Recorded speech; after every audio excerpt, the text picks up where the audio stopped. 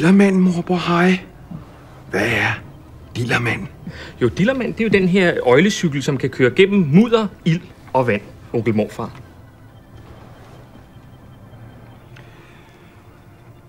Ved du, hvordan jeg tjener mine penge, morbror Harry?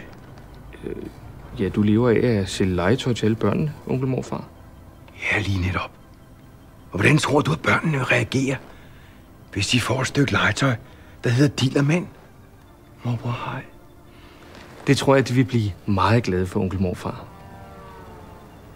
Det tror jeg ikke. Og hvad var det, den sidste opfindelse, han havde lavet, hed Moster Helga?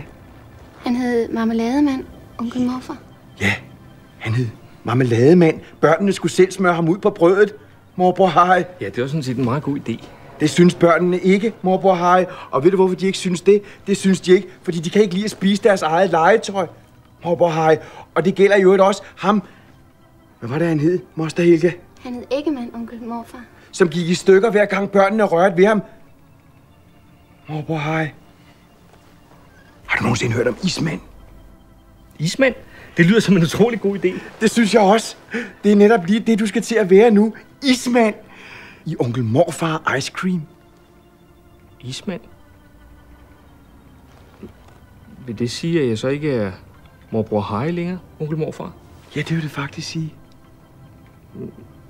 Hvad er jeg så? Er jeg så nevø Harry eller grandfætter Harry?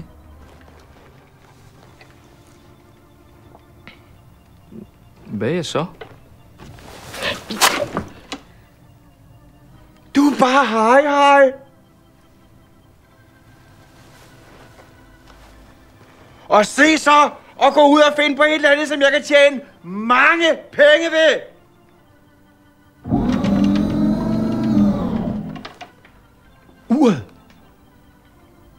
Uret, Harry. Mit ur?